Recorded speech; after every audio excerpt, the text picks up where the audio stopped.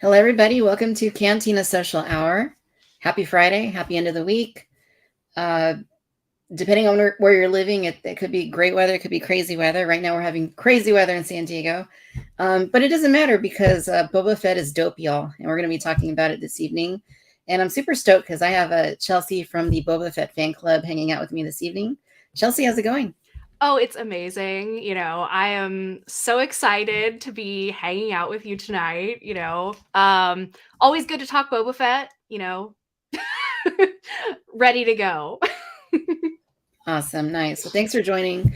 This is your first time on Social Hour. So, Yes. always fun to have new guests and, great conversation. So thanks for coming on Yeah. and Thanks for hanging with having us tonight. me. I'm honored to be a guest on your social hour. Thank you. And to everybody that is tuning in, thanks for being here. I apologize. My voice is a little bit strained. It's been a crazy week. And yeah. Anyhow, let's see who is joining us this evening. Dodgson, how's it going? Good to see you again. LBT, how's it going? I love your enthusiasm.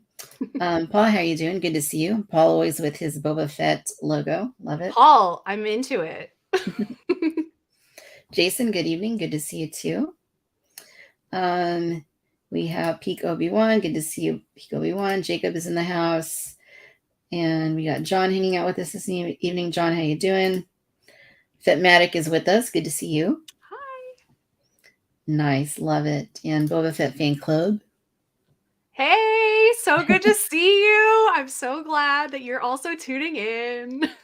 Love it. Love it, love it, love it. So cool. As per usual, anybody that watches Social Hour, there's not really like a format. There's not really like an outline. It's just kind of, we just talk Star Wars or talk, whatever fun topic is that we have in mind. And, this evening I want to focus a little bit on Boba Fett, which I think you've heard about this character before, haven't you, Boba Fett? Yeah, no, that sounds really familiar.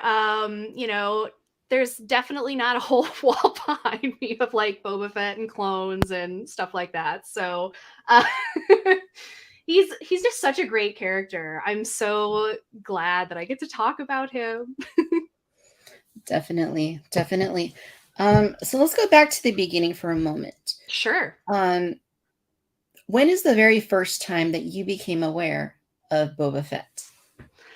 I mean, I guess when I was a kid, obviously, watching Empire Strikes Back and then Return the Jedi. And, I'm of the age where like the prequels were really a big part of my childhood. So obviously, Boba Fett as a little kid was in there. So that was really cool to be able to kind of go back in time and see kind of his development from, being this little kid who, his father dies in front of him, and kind of like goes through this grieving process. And then you kind of end up with, this very stoic, kind of like badass, you know, Boba Fett. He's got that awesome armor. It's got the really characteristic like colors and like the crest and all those sorts of things. So I think having Star Wars in my life like earlier on, I think that was kind of the first time that I really enjoyed Boba Fett. But then, obviously in The Mandalorian for the last like few years when Boba Fett made his new appearance, that was really cool to see the character brought back and in kind of like a different light. And I'm sure we'll get into this a little bit. Obviously he had his own Yeah. show, which mixed opinions from like lots of different people, but yeah, so it's been a very long time. Nice. Yeah. That's great. And, anytime you talk to somebody and you ask about a certain character, it's just funny how much they remember that first time they saw them. And especially if it's a character they love, like what the character means to them. So, Right. no, it's a really cool Totally. story. Thanks. For me, Yeah. Boba Fett is like, I had the original trilogy before the prequels, and Right. I remember when the special edition came to theaters, and that was kind of like my first like big like introduction. Not I was introduction because I was familiar with the films. I'd seen them like at home, like on VHS and stuff. But Right. seeing them in theaters for the first time, this was the first time. That's around the time I started collecting, and Oh, You know, cool. Boba Fett was, my character. He wasn't anybody that had a big part of the film. He did some pretty awesome things, and he was responsible for some pretty important plot lines. Right. But even back then, like in the mid to late 90s, like he was already like very popular. He was already very beloved by fans and toy Hmm. collectors and people that love, Star Wars. Yeah. And his figure was, even back then, was hard to get because people wanted to get that figure. And it's just kind of a testament that, it's no surprise that, so many people like adore the character. Hmm. And so much has come from what was basically, just kind of like part in the original trilogy, Right. um since then, just because of that impact that he had on them as kids. Yeah, and I think something that's so interesting is because, we had this kind of like mysterious character, right? Like he's not really in the original trilogy a whole lot. So, I think people are able to kind of in their own minds come up with who they think Boba Fett is. And obviously, you have like the legends, the books and like all that kind the comics, all that kind of stuff that was coming out around that time as well. But I think it's a character that a lot of people can kind of put their own thoughts and like opinions on and kind of like decide who is this person to me. And it's different than a character like Leia or Han or Luke because those people are very established and they have kind of those backstories already. But I think the fact that Boba Fett was so mysterious is what kind of lends to why people love him so much and why people wanted those toys and like the collectibles and all that stuff even before the prequels came out. And you obviously have a different version of Boba Fett, but I think yeah, it's just like the mystery of him is what's so Mhm. intriguing. Yeah, definitely. And that mystery aspect that you mentioned is a really, critical part of it, because that's, when you're seeing him for the first time without, having seen the prequels or the show or other, like, influences, um, he can basically be anybody, right? He's this Right. mysterious bounty hunter character, and he does some pretty great things, and he looks awesome. You don't know Hmm. what he looks like under the armor, at that point. And that's there's just something about that. Like, it's kind of like a less is more kind of thing at that point. Hmm. He's just mysterious, and he's badass, and he's got all these gadgets and armor and, weapons, and he flies this cool ship that looks like an iron to iron clothes with, but it's Right. still really cool. I know. And I mean, like, I think it's just they it kind of like harkens back to like old westerns and kind of like this mysterious, man with bravado who, comes on the scene and he has very few words, but you know what he Mhm. means. You see him like in the cantina and he like takes the girl's like chin, like you see that and you're like, oh, I know exactly who this guy is, and you kind of again put your own thoughts and opinions on who you think he is based upon other similar characters that you've seen in other media. Yeah. So I just think it's really cool. And obviously, like the ship Slave One, what a fucking cool ship. Sorry, am I allowed to swear? If We'll I'm take it. not, I We'll take it. apologize.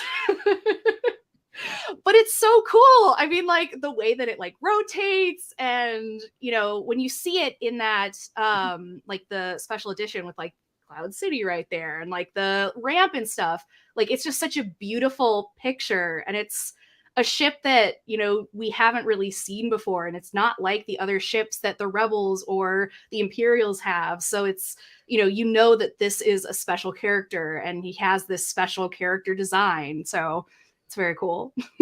Yeah, definitely. Um, yeah, and like the sound of the spurs was one of the first Hmm. things that I really noticed about him. Was I thought that was cool, that old Western influence that you mentioned. Yep, exactly. And I think it was great that they added that, because it puts your mind exactly where those westerns were, like John Wayne and all that kind of stuff. And yeah, it was I just think there's so much that was added to the character in like those kind of like little tiny details that are what made him the character that people really love. Yeah, absolutely. Um, one of the things I thought was really cool about him when I was back before, there was the prequels and stuff, and all Mhm. you had was like the books, the Tales of the Bounty Right. Hunters, and things Mhm. like that. And they went into detail about his armor, what it was, and it's like, Right. oh, okay, these things he's wearing are Wookiee scalps. It's like, whoa, like Yeah. that's crazy. Um, and just all the little bits of armor that we didn't see for years Mhm. in live action, like actually like working. But that it's all there, and Right. then yeah, that was neat. And then even like the color changes that he has between Empire Strikes Back, Return of the Jedi. Like as a kid, Mhm. I was really like fascinated by that for some reason. I was just like, oh, like he looks different in this one. I wonder why. Like you start imagining like what led him to redoing his armor. You Right. know, Yeah, so like, what's happening behind the scenes? Like, is his armor ruined because he got in, like, a gunfight? You know what I mean? Like, yeah, why is he doing that? And obviously, you kind of come to realize, especially when you start reading, like, the legend stuff or, like, the other, before his, like, later actual, like, live action appearance, you start to read about all these, like, the significance of the armor and, like, what it means and kind of what Jango Fett passed down to him. And I think that's really cool. I think it's a cool story about like what a father son relationship like really means. So yeah, I don't know. It's like, oh yeah, we're really getting into it now. yep, oh yeah, definitely. Um, yeah, like in my case, because I'm just like I like to change things every now and then. Like I Sure. always just thought, oh, he just got bored of his colors and he wanted Right. a little more, vibrant of a look. So Hmm. that was my head canon when I was a kid. But Sure. Sure. I mean, he just wants pizzazz, don't we all? yeah, of course, of We got to course, change things up a little bit. totally. So when Attack of the Clones comes out, we see Boba Fett as a kid for the first time. We see Jango Fett for the first time, and we really start getting, more that backstory that had never really been established. Hmm. Um, do you remember when you first saw saw Attack of the Clones, and what were your original impressions of seeing Boba in those formative years? Right, right. So, like I said, I was, a kid around Boba's age when an Attack of the Clones came out. And so I, when you're a kid, you really like empathize with those characters that kind of like, oh yeah, this kid is my age and they're going through things that, I could be going through, obviously it's a little bit different because, Boba Fett is a clone and, his dad is a bounty hunter, my dad is a cabinet maker, so, a little bit different occupation there. But it was cool seeing like a kid's character, and like George Lucas has said, like these films are for kids. Like that's like the main audience for me. So I think having those younger characters really does help kids kind of, I don't know, they kind of like bond to those characters, and then as they get through more of like the media, like they just become more tied to those people. Obviously like Anakin in The Phantom Menace, he's a little child. So, you see him and you're like, "Oh, well, that's really similar to my age." He's going through hardships, but he's also this really cool kid who is pod racing against all of these aliens, which is very cool. But going back to Boba Fett, you see it's really cute. I don't know. Like Daniel Logan did like, I know people sometimes are like, oh, not good acting, but like I think it's really cute. He acts like a typical kid who's like, my dad doesn't like this Obi-Wan guy, so I'm not gonna like him either. I'm gonna give him the cold shoulder here. So it was really cool being able to kind of like relate to that, or at least, put yourself into that particular character as you're a kid. Yeah, no, that's very well said. It was a cool portrayal. I Yeah. thought at the time, because I mean, it was kind of like it was a blank canvas, right? You could do Right. anything with him. So I mean, it kind of made sense that he had the background that he did, and then them incorporating the clones into like Django and all that was unexpected for me. But I thought it was really Right. cool. Hmm. I thought it was really cool that there was a clone that was an alter, which now I guess there were two, right? There was also Omega, Right. um, but seeing just that relationship, the way that they did it, like it's a clone of Django, but it's also his son. It's just, it's kind of a weird Right. thing to get your head Right. around, but it's neat. It's because it's unique. Yeah, yeah, and, like, around that time, I I studied, like, genetics and that kind of thing, like, when I was in college, but, you think about kind of, like, the zeitgeist around that period where people, there was, like, Dolly the sheep, like, the very first cloned animal, and, like, obviously, I'm sure, like, George Lucas was, like, aware of this at that time, so and obviously clones have such a, are such a big part of sci-fi just generally, but kind of taking that kind of mood at the moment and those current events and kind of showing it in this very futuristic way, I think was a really good idea on his part. Yeah, definitely was. So I want to take a look here at the chat and see what everybody is chatting about in here. So it looks like your wall's getting some love. Thank you. I know. These are just like IKEA pegboards. I I was like, I just really need to be able to display all of these things, and I didn't want to do just like shelves, that kind of thing. I have my Black Series are in the other room, like on a big shelving thing. But I was like, I want to make it like a toy store.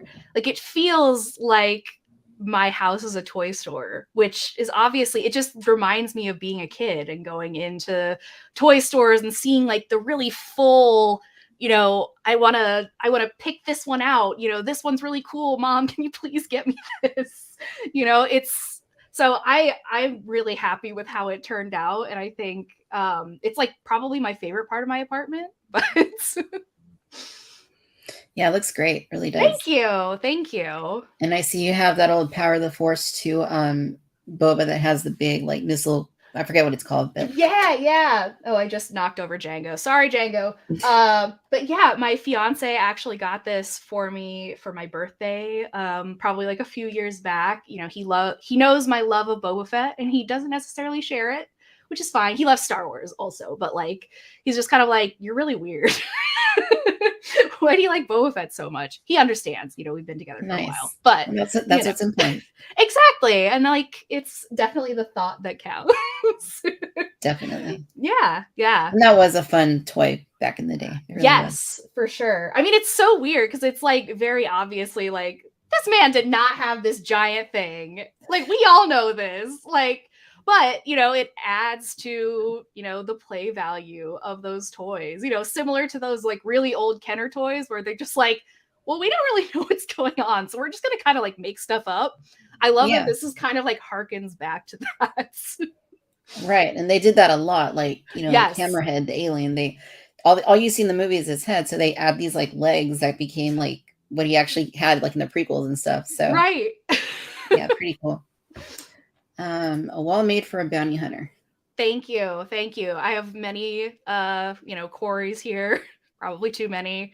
Every time I go to a convention, I try to find like a new, Boba Fett something or other. So it's part of the hunt. I love going to conventions and being able to go through all the booths and see what people have. Is it a good price? Is it kind of garbage? Can I, bargain with them? Nice. Yeah. Yeah, that's always fun for sure. Boba Fett is awesome. I have every 3/4 inch figure I've ever made, except the Holy Grail one. LOL. That's I'm awesome. assuming that's rocket firing Boba. Oh yeah. Oh man. Imagine having enough money to have that. Like, I mean, we can dream. There's people out there that I'm sure have that and don't even know what it is or don't even know that they have it. Right.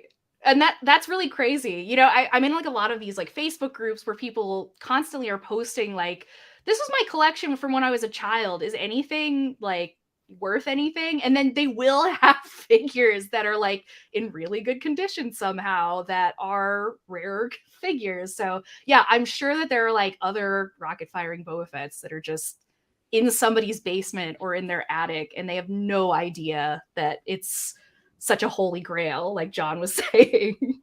Yep. Definitely. Pretty cool seeing Boba Fett. Absolutely. Love it.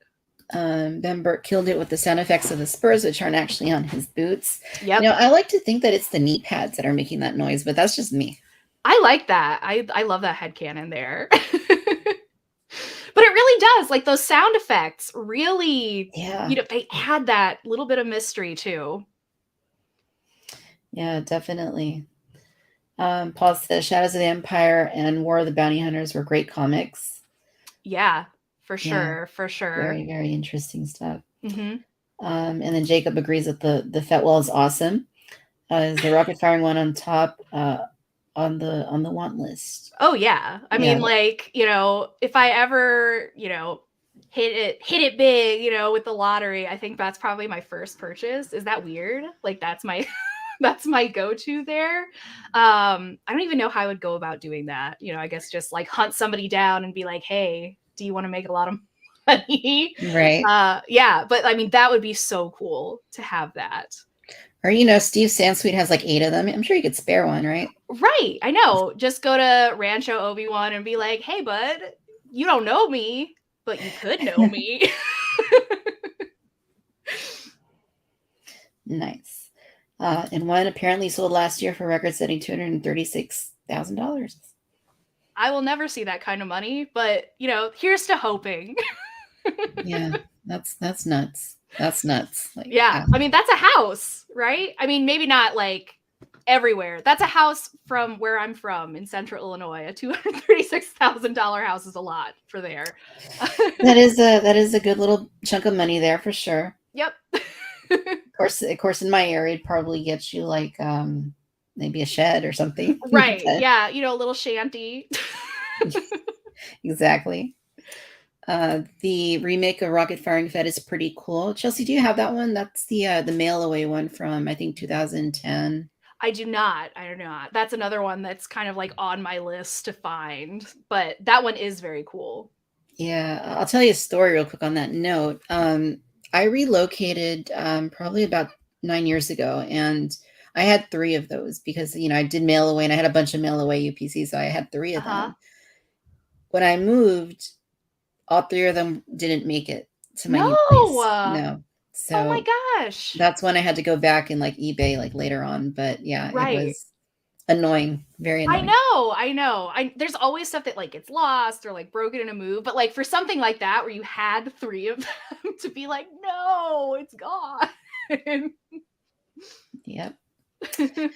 Let's see. So Boba Fett fan club asking for both of you, favorite Boba Fett moment. I'll let you go first. Oh gosh. So I think one of my favorite ones is actually very recent. In The Mandalorian, when he, lets the rocket fire off and he hits the one and you're like, wow, that's like amazing. And he's like, I was aiming for the other one.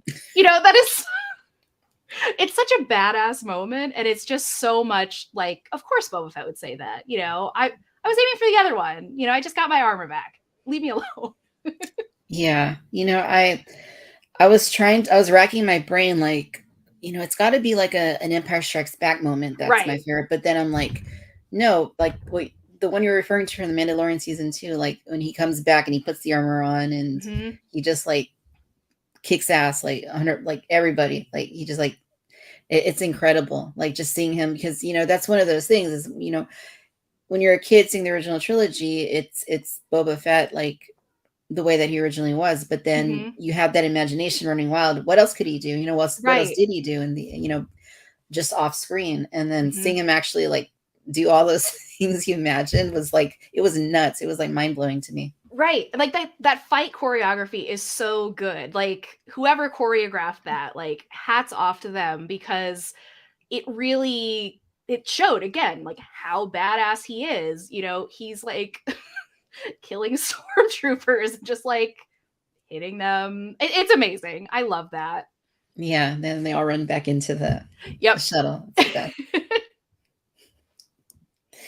Yeah, no, that's a great moment. It really is. And it was just like seeing him finally back for the first time in, I mean, canonically speaking, in live action, like since, the original trilogy, I guess. So, yeah, that was really cool. Definitely cool. So in the Clone Wars, there's more Boba Fett. He plays Yes. pretty significant roles in certain episodes, and the whole thing with him and Mace Windu, Yes. the beef that he has with him, Hmm. and all that. There's we get quite a bit of him in that series. Right. How did you think that portrayal compared to the way he was in Attack of the Clones? Yeah, I mean, I think it really was a pretty good continuation. Obviously you have this little boy who's gone through this like significant trauma in his like very early life, and his father dies and he has to figure out a way to, you know, find his way in the universe without his father, without those kind of like parental influences. And obviously some of the other bounty hunters like Aura Singh kind of take him under their wing, but he always has that kind of anger toward Mace Windu and the Jedi just generally, because they're the reason why he lost his favorite person, like the person that he loved the most, the person that he looked up to. And I think the portrayal, and kind of that characterization really did flow well. I think the writers of Clone Wars, they didn't just make him like a badass bounty hunting like kid. Obviously he is like good at doing that kind of stuff, but like I think they really nailed kind of like the emotional side of him. And obviously like Daniel Logan also voices that, so it's kind of cool that we have that follow through of he was like, I think he was like 12 or 13 at the time when he originally played Boba Fett, but to have him come back and like put himself back in that role and kind of reimagine it and think about what it would be like, I thought that was really cool. Yeah, no, definitely well said.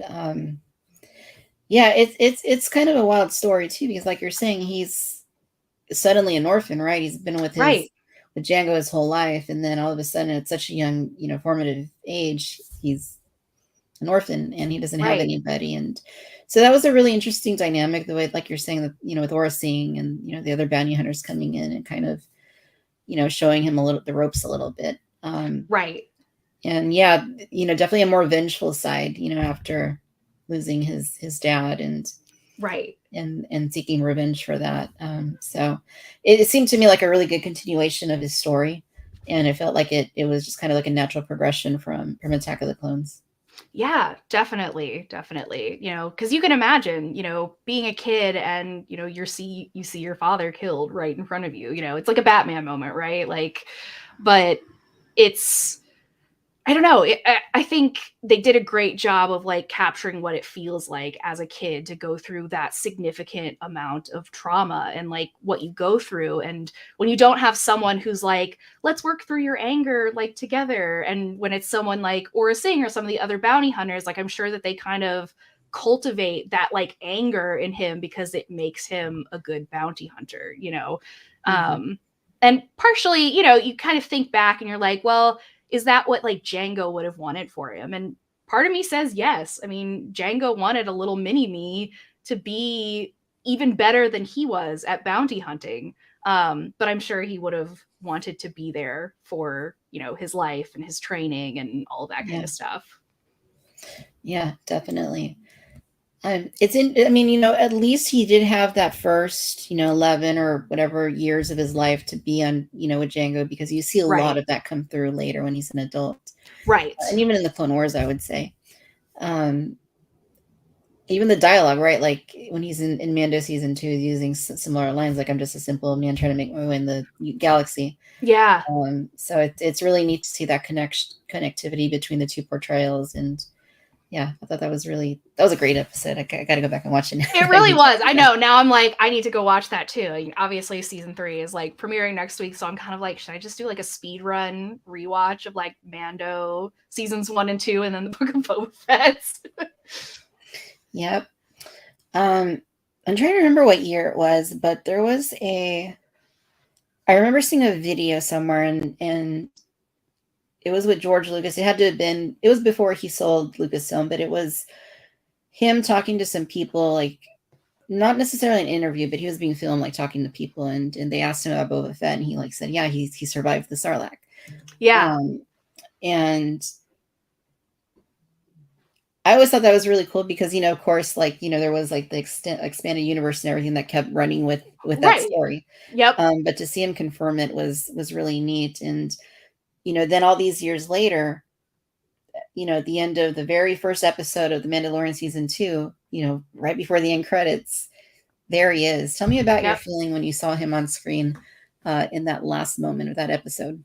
Right. I mean, it's you see him and you're like, who is that? Like, is that who it is? Like, because you don't know, right? But like getting the confirmation that it's him, like you get so excited because it's like, oh my god, that's Boba Fett. Like they brought him back. Like he somehow survived the Sarlacc, and obviously they kind of fill in the blanks afterward, in the book of Boba Fett. But it's like it again kind of has that like mystery of like the original trilogy where it's like what happened, like it gets your mind going. And there are so many fan theories and everybody's like, well, you know what made him get out of there, like was it like the robot chicken episode? Because like you see it in kind of like these comical kinds of things, but like obviously you have like the legends content and like the bounty hunter wars, like those books, like I don't know, it's really cool to see it kind of like confirmed in live action in that kind of form. So yeah, it was really cool. What did you think when you first saw him? My jaw dropped when I saw him turn around and it was like him. Like you Yeah. see him from the back, I think, first, if I remember correctly. And Right. then like you see he's got the gaffy stick and he's got the blaster Mhm. rifle, and but then like you see it's him, and then it's like, things just got real like in that moment. Like it's like, oh my Right. god, like it's actually freaking Boba Fett. And he's alive and he's still in Tatooine. Mhm. Where are things gonna go next? And you have to wait a few episodes, but once he does Right. come back, that's when he absolutely like crushes his big comeback. So Right. Yeah, and it's interesting too because you're like, "Where's his armor? Like, where's his helmet?" I mean, it's the first time we've seen like Boba Fett as having, Tem's face. So it was so cool to see that, and also kind of see like the special effects makeup and stuff where obviously he's been like scarred by the Sarlacc, and then you're like what happened? Like what led him to this moment? And so I think they played that really well. And again, the mystery of it all, I think they did a great job with that. yeah, no, they certainly did. Um, thankfully, towards the end of that season of book of Mandalorian, he comes back even more, and we see him. His armor is fixed up, Yep. repainted. He polished it up. It looks nice. And he helps Mando recover Grogu. Yeah. So this was kind of another side of him we hadn't quite seen, obviously, because Right. it's new portrayal. But how did you like where his story went in the rest of that season of that show? Yeah, I mean, I think it was really fascinating. Kind of seeing the way he's like interacting with all of these like Mando characters that we've come to know over like a season and a half. And, he's talking to like Bo Katan and he calls her like princess, and Casca Reeves when he like doesn't like her. It's really cool to see him interacting with these new characters.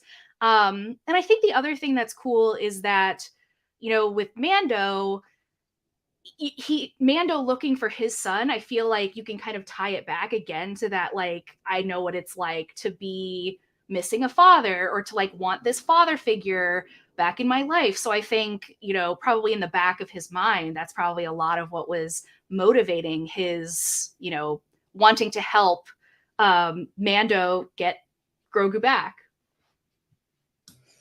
Yeah, certainly. That definitely played a hand in his choices that he made there. Hmm. Yeah, and I would say Sing Slave 1 too in those episodes is really neat. And Yes.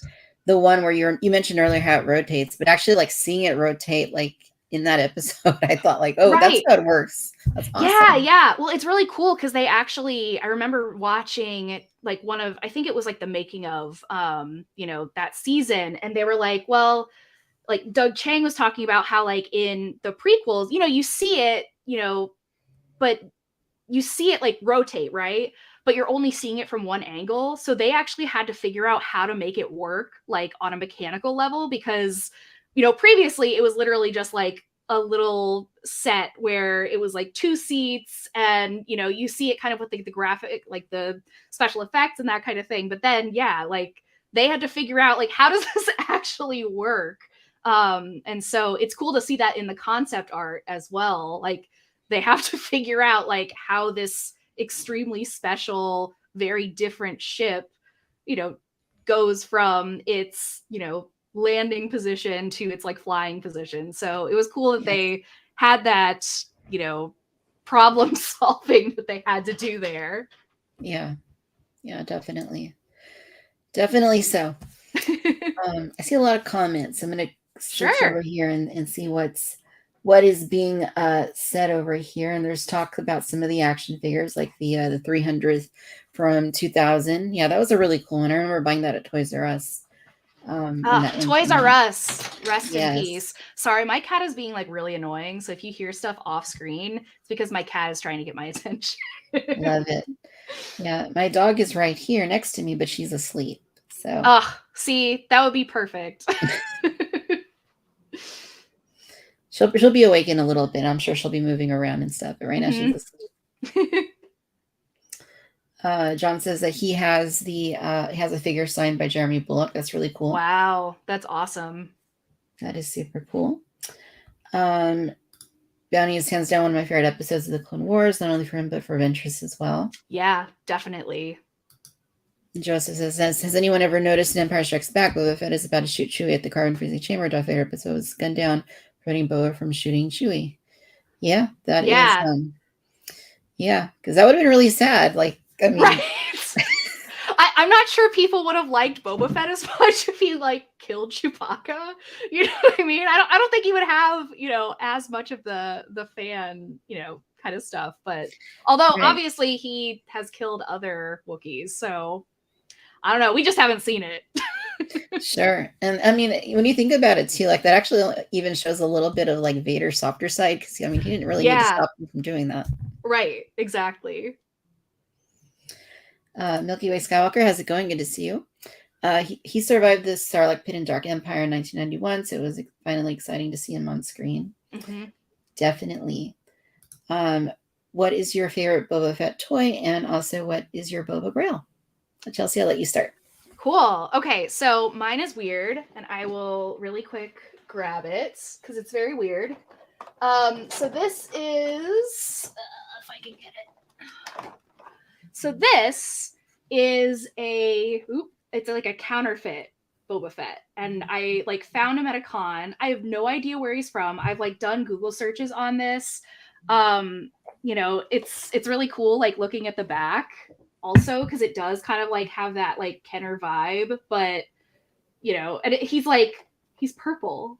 So it's like, what were they thinking doing this? It's such a weird kind of like one-off that's in my collection. So it is definitely my favorite that I currently have. Again, like it's not even one that's like an official Boba Fett. I just love the fact that it's, probably for me at least, it's like one of a kind. Like I don't know if there's any, obviously there's probably other people who have this, but I'd never seen it. So this is my favorite. It is really cool. It's really neat. For sure. And the second part of that question is, what is your Boba Grail? Oh yeah, the rocket firing, right? Like that one, that would be amazing to have that one. Yeah. I don't think you can really top that. I mean, just to have the bragging rights of saying, I have the original rocket firing Boba Fett. Mm-hmm. I mean, that would be pretty impressive. Yes. Yeah. For sure. I would show it to all my friends. Like they'd come over and I'd be like, you want to see it? Like they don't even know what Star Wars is. And I'm like, do you want to see it? Yeah, oh yeah. It'd be the same for me. Like, it's rocket firing Boba Fett. And this is the backstory. And they'd just be looking at me like yeah, that's exactly what it would be. As for my favorite, I have a few right here that I, for the theme of our episode, I've brought, but most of them I have like on the walls and on the shelves and stuff. It's very, very, very, very, very hard to pick a favorite because there's so many awesome Boba Fett toys. Right. Lately, I guess I would say I have been enamored with. I have the Hot Toys when they came with the throne. Yes. Oh, that So one's so good. yeah, this dude. Yes. Yeah, so I'm really into this one right now just because of the shelf presence. It's really I cool. know, right? I Yeah. love the color too. You know, obviously they got the colors right, and it's just that I love that color. Green's my favorite color, just generally. So seeing how like Hot Toys just generally the level of detail on those. I mean, they should have lots of details for how expensive they are, but Yeah. such a good figure. Yeah, it is a fun one for sure. I also recently got, and I haven't opened it yet. It's still here in the box, but the SH Figure Arts, the same one of this with the throne. Oh, right, right. So that potentially could be, one of my favorite ones as well. But Right. I mean, there's just so many. Like, I mean, it's really hard to. It's like they're kind of like my kids, for lack of a better word. Right. So, there's just so many, and I like all of them, even like the kind of silly ones from 20, 30 years ago, because they're just fun. Right. I know. So yeah, there's plenty of fun Boba Fett collectibles. I know. I would love to know, like, people in the comments, like, what are your favorite Boba Fett action figures? Do you have a favorite? Do you have one that's also like your holy grail? Like, maybe you have one that's not the rocket firing as your holy grail. Yeah, let us know for sure. Like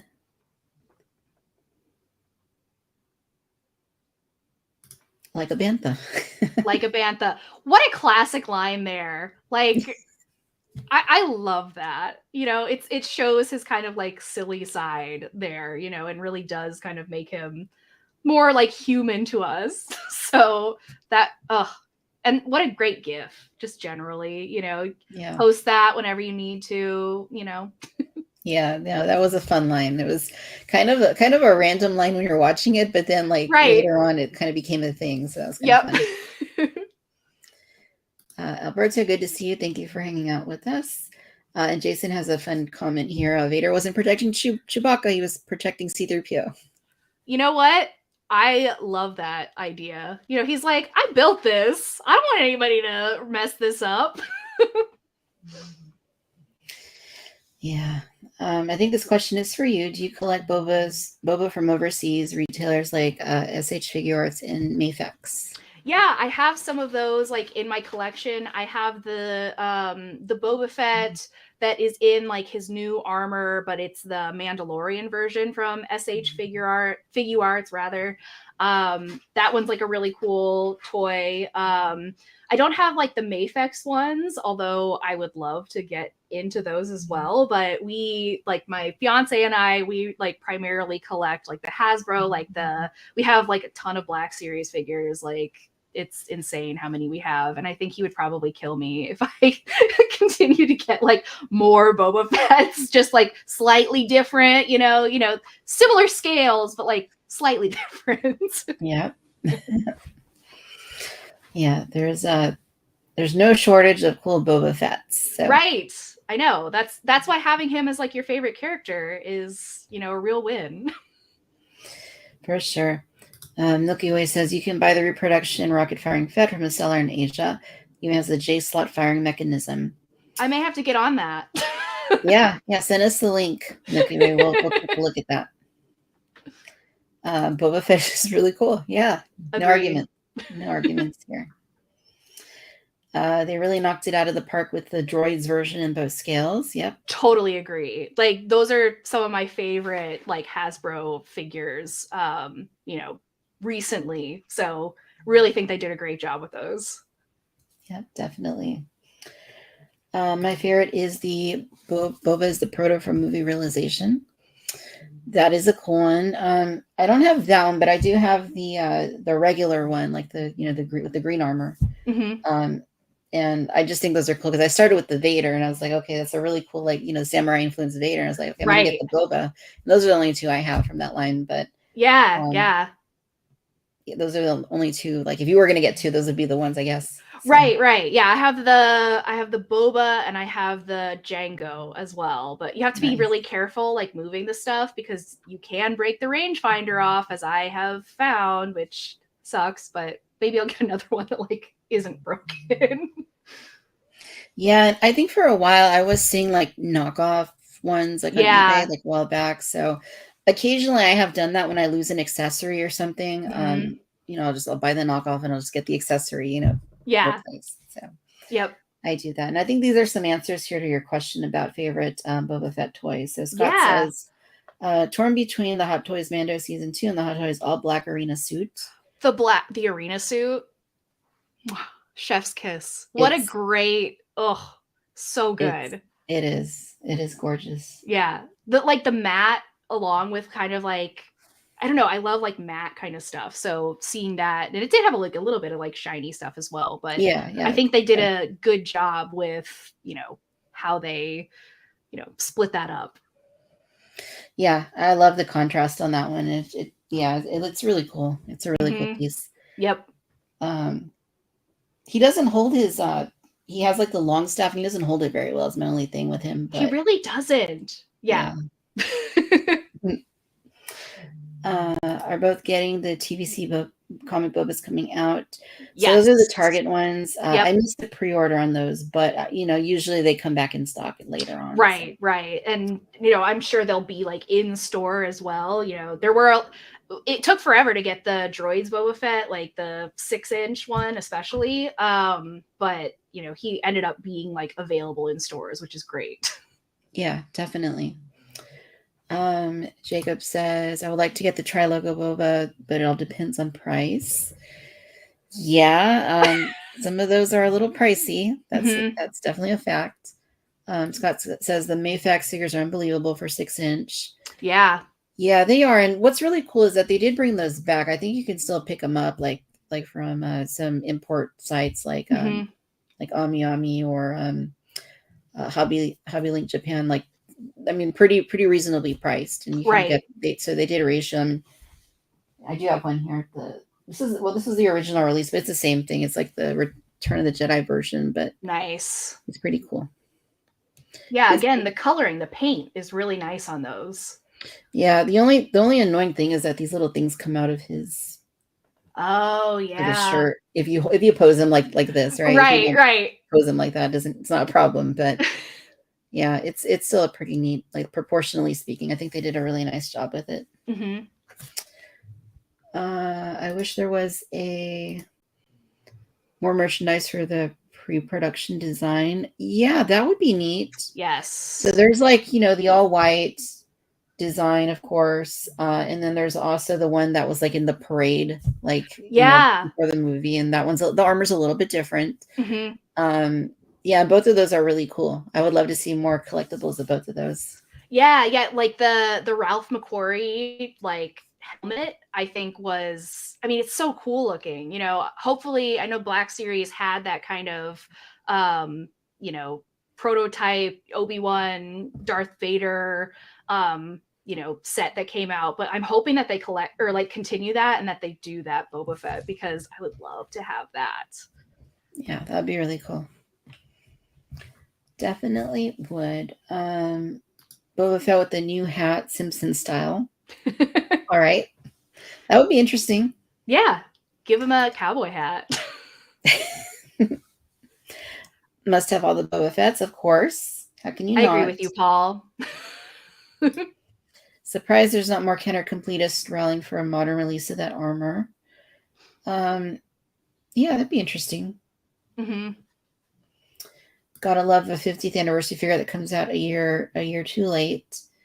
Yeah, I'm assuming that's like the 40th anniversary, like from maybe Vintage Collection. That was a couple of years. Like it came out like right after the 40th of Empire, but it came out. So yeah, at least it came out, right? Like at least they weren't like, we changed our minds, we're not making this one anymore. It's been like a lot, like trying to get figures, like having all of them, on your spreadsheet where it's like, oh yeah, these are the ones that I pre-ordered, and there's like 70 of them. It was like a weird time. Hopefully we're kind of like past that, but yep. Let's see. Milky Way says, I really like the McCoy concept Boba Fett from the 35th anniversary line, interchangeable head.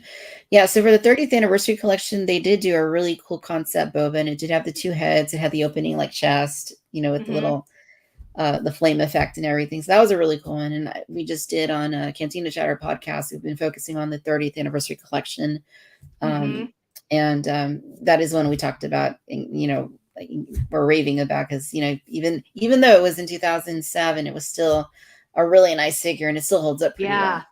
Definitely. So Scott says that Hot Toys did a deluxe ESB Boba that has the pre-production parts included.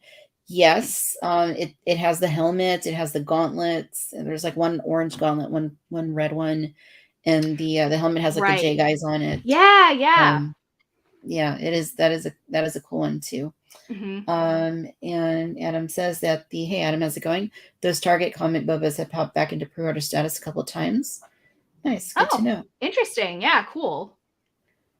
And Scott's okay, says the droids that was Lucasfilm 50th anniversary special that was delayed. Got it. Okay, right. So yeah, that was the one that they did. I guess it was last year sometime that came out. Yeah. Yep. Hopes for the storyline of a season 2 of the Book of Boba Fett.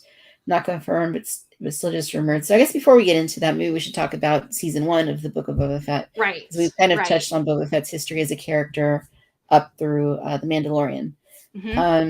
So you mentioned earlier that, season 1 of Book of Boba Fett kind of had, mixed feelings, mixed reviews. Right. What was your personal take on that series?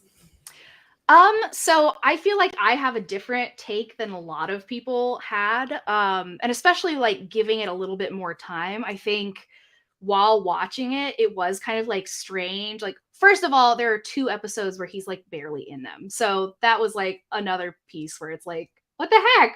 What's going on with that? The weird scooter chase was like definitely a low point. And I think that was like for a lot of people as well. But there are a lot of people who are upset about his portrayal and kind of being like, well, he's not as badass as I always thought he was. He's kind of like bumbling in this series. And I think like I agree like partially with that, but I also think, again, I come back to this whole like trauma storyline. You get these flashbacks in the Book of Boba Fett where you see him in these moments where he, sees the genocide of the Tusken Raiders, and, he has a flashback back to when he was on Camino and he saw Slave One, fly off. So I think it was interesting kind of seeing him grapple with a new role that he's not really accustomed to, and maybe not even, supposed to have. Like, I don't know what a season 2 would show. But he doesn't know how to be a daimyo. He's been an independent bounty hunter for his entire life. So, I think he was like figuring it out. And again, there are definite like low spots of the series where it's kind of like, well, that doesn't really make sense. Like, why did they have him do that? But I'm hoping that like season 2, if there is one, I mean, we have no idea at this point. I think we have to wait until Mando season 3, and hopefully Boba Fett gets 2 episodes where Mando is not in the episode at all. I think payback is fair. But I'm really hoping that he's in Mando season 3. But again, like I said, like I'm not one of the people who's like full on like that was the worst stuff I've ever seen in my entire life. Like I think it could have been better. But I do think some of the parts really do kind of add into that storyline and the trauma of escaping the Sarlacc and all that kind of stuff. Yeah, no, definitely. Yeah, I mean, I feel kind of similarly. I always tell people I don't personally think there's any such thing as like bad Star Wars. I think all Star Wars is Star Wars, and there's always something enjoyable to find in it, even if it's not like your favorite movie, favorite series, or whatever. And I know this is so nerdy and nitpicky and weird, but the biggest problem I had with the Book of Boba Fett is when the Jawas are pulling the armor and stuff off of him when he comes out of the Sarlacc. Like the last thing they take off is this jetpack. It's like, what is that connected to? Right. Why is that the last thing there? I mean, and I'll use this as an example because anytime you ever see his armor, like the Mhm. jetpack is attached to that, right? That armor. Exactly. So So it's it's like, how like do they take this off before they take the jetpack off? Like, I have no idea. Maybe it it makes like zero sense. dissolved acid in the Sarlacc pit. I don't know. It was probably just like a a foresight. They were like, yeah, just if you're being Jawas, just go over and take his stuff. you know? Right. Yeah. It kind of like his crotch piece. Like, where'd that go? Right. I know. That's what we all want to know. His cod piece. Sorry. Um, Also, okay, when he gets his ass kicked by like Black Chrysanthemum, I was like, oh no, this is so sad. Why is this happening? yeah. That was the first time I saw it there. That was pretty scary. Like, Yeah. I was scared. Um, Good thing he's got that back to take. I know, right? Convenient to have one of those around. I wish I had one around. I know that would be great. Yeah, stressful day. Oh, I'll just go in the back to tank for a couple hours. No problem. Right. Yeah, exactly. Yeah, perfect. Yeah. But I overall I liked it.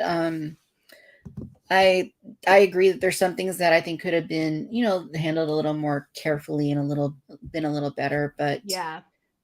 like you mentioned, the trauma of being in the Sarlacc for all that time and then coming out. And I mean, a near-death experience like will change anybody, right? Like Right. anybody you've ever talked to that's had a near-death experience, Yep. yeah, it changes you. I mean, how could it not? Right. So it's not surprising to me that Boba would have made some decisions about his life and wanting to do things differently after that Mhm. point. So I don't agree with the criticism that, oh, he wouldn't all of a sudden just try and, do these things or be nicer to people. I mean, yeah, you Right. probably would, if your time was cut short and then you realize, oh, here's a second chance, you probably Right. would do things quite a bit differently. Totally Um, agree. and yeah, so I mean, to me, that made sense in terms of him wanting to be like, have a new role where he could kind of Mhm. influence things a little bit on a different level. Yeah. And you kind of see that payoff at the end of the series, of course, when he's, successful in overcoming, all his enemies and stuff, Cad Bane and Mhm. everything. And, Oh people of yeah. the city are happy. So, I mean, the Cad Bane part, that's such great like payoff, especially if the Clone Wars like animatic where, that's how he gets his little dent there. But yeah, I think that was really cool, like seeing Cad Bane.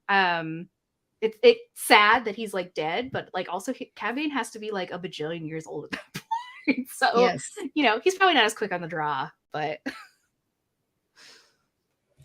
Yeah, no, definitely. Yeah, I mean, there were weird things in there, of course, the biker yeah. gang and, or the mods. And, like that was kind of a little strange at times. But, Right. I mean, that's to me, that's just kind of like more minor stuff. Like, I think for the most part, the overall like themes and greater like plot, in terms of Boba and his choices and, how he's doing things different, to me, that kind of fit with, where he is at this point in his life. So, Yep. overall, I thought it was pretty good. Not perfect, but fun and Yeah. definitely enjoyable. And Without that, we would not have like a bantha. exactly, We would all have worse lives without like a bantha. So, it's good for that. yeah, for sure, for sure. So I guess now that we've there's a comment here about his armor.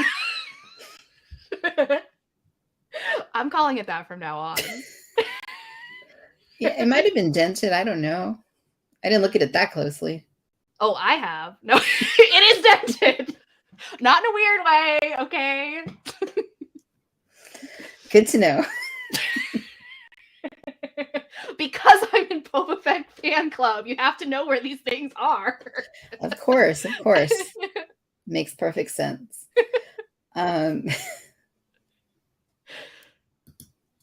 Nice.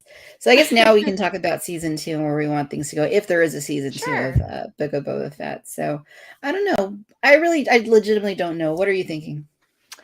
Um, again, like, I think they have so many different directions that they can go in. Obviously that little finale where he's walking around with Black Chrysanthemum and Fennec, and they're in Mos Espa, and they're just, it seems like he's a little bit more peaceful and maybe coming into his role a little bit more. Um, but again, like, they could make it that he is successful as the daimyo and he's going to continue on being that. Or they could have him maybe be like, this isn't for me. I'm a bounty hunter. Like, I'm going back to what I know and what I love.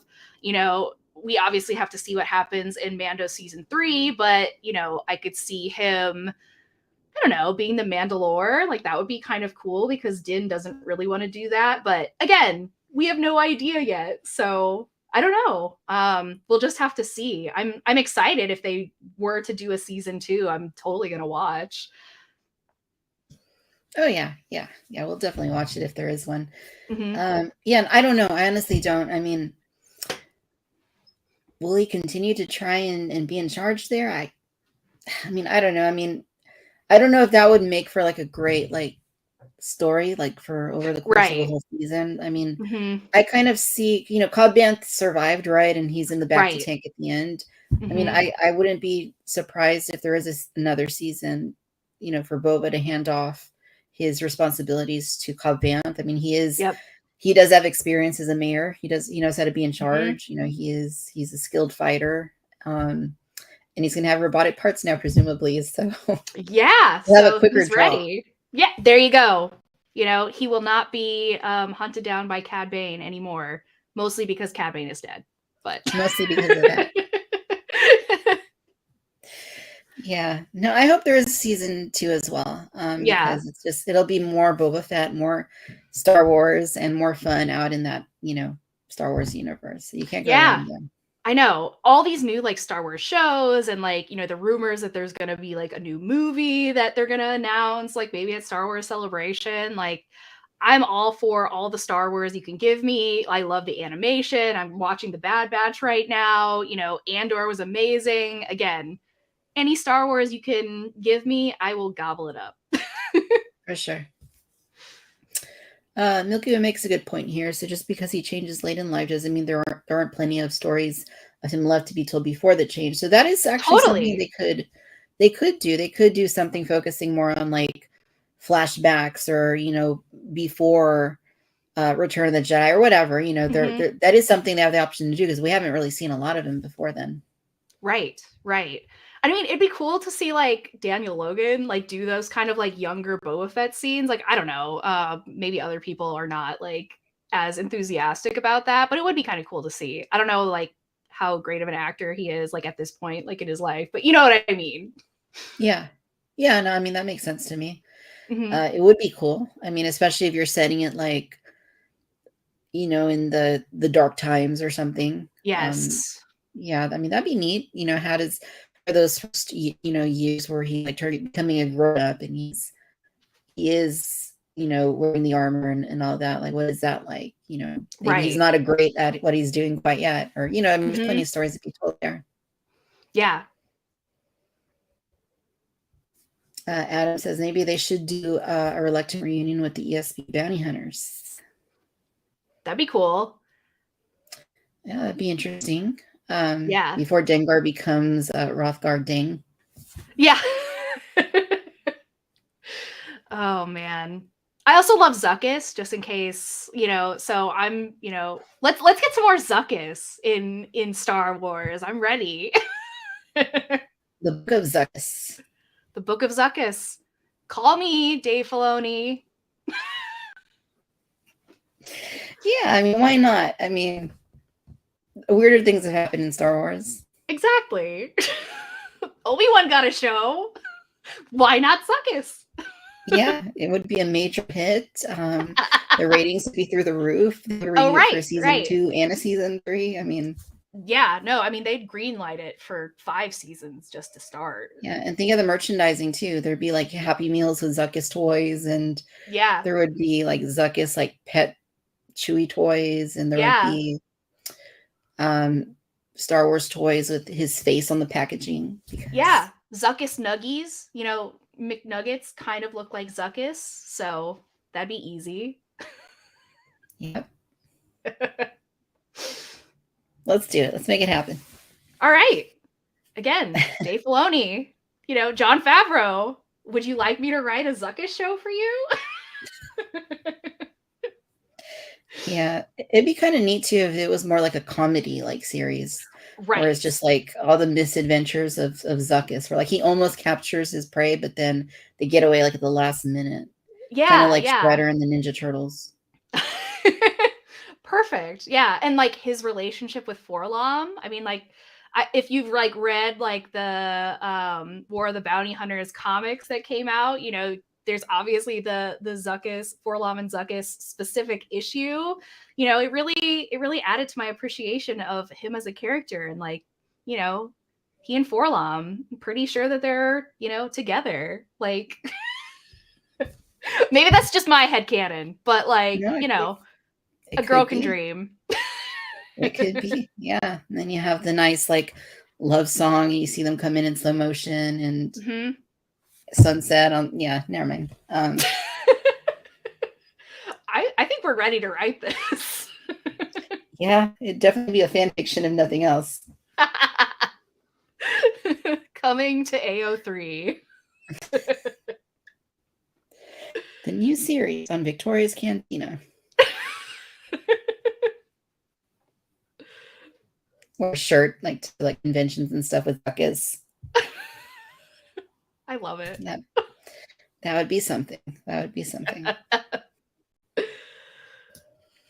Forlom and Zuckus odd couple. Definitely. That's a good idea there. Yep. Well, cool. So we've talked about Boba from the beginning, original trilogy, prequels, Clone Wars, and now in the Disney era of these Disney Plus series. Mm-hmm. Is there any part of Boba Fett that we haven't covered that you would like to talk about? Trying to think.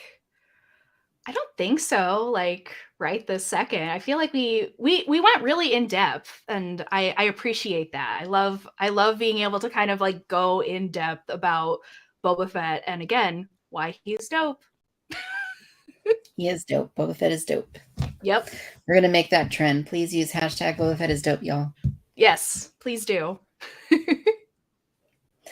Very nice. So I guess my last question then, Chelsea, is going to be, what is a Boba Fett collectible you would like to see some company come out with at some point? Okay, so here's one that's like a big like dream of mine. So I think it's like later on in Clone Wars, he has like this kind of like interesting, I feel like it's like kind of red, maybe like also like silvery like armor when he's kind of like more of like, an older teen. And I love that armor. And there's never been a toy of it. So I think like to be able to get that, maybe in the vintage collection would be really cool. I doubt they will ever make it. It'd be a lot of retooling, but I would love to see that. I think it's such a cool, version of him. Yeah, that'd be fun. Yeah. Yeah, there's also one that's kind of obscure that, it crossed my mind when we were talking about the figures earlier. Mm-hmm. It's from one of the comic packs they used to do where it'd be like 2-figure comic book.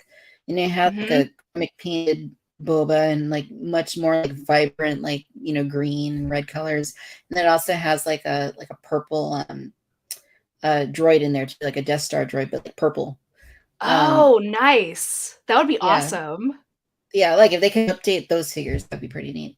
Yeah, for sure. I mean, it'd be really cool. I know they did this, I don't remember exactly when it was, but they had those packs that also came with like the comic in the back. Like having one of those like being like re-released, I think would be really cool, Mm-hmm. It definitely would. Yeah, I would certainly take those as action figures, or again, any Boba Fett figures they want to make. Let's have them. We'll add them to the collection. There'll be no money lost on their end. On my end, there would be, on your end, there would be. But oh on yeah, Hasbro's no, end, like Yeah, no, they're taking money right out of my rent fund. But you know what? You deserve it, Hasbro. Yep. That's on my spreadsheet. Rent, gas, school, and then just Hasbro. It just says Right. Hasbro. Yeah, yeah. I'm paying Patrick's salary with my bucks. Nice. Contributing to his bonus. Yeah, yeah. Shout out Patrick if you're watching. All right. Well, I guess I'm going to stop it before we get into trouble here. True.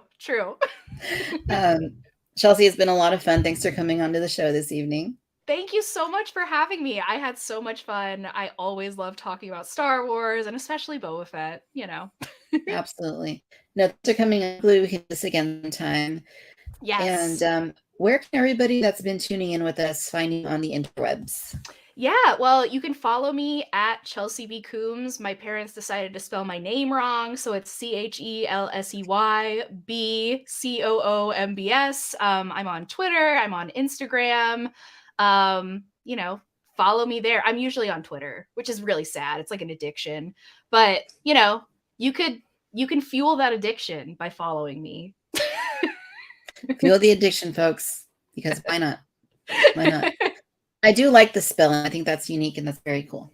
Oh, thank you. Thank you. My one problem is you can never get a personalized pen. Like you can't just like go get a pen that says Chelsea with my spelling. It's really sad, but I'll somehow survive. One day. We'll have Hasbro make that too. Thank you. Yeah, I think that's a great idea. For sure. I'll just do one more sweep here through the last few comments. Boba Fett is dope. Yep. Let's get it trending, folks. Boba in a video game. Yeah, that'd be cool. Yeah. Yep. Thank you. Release the Wandering Boba Fett without the ship.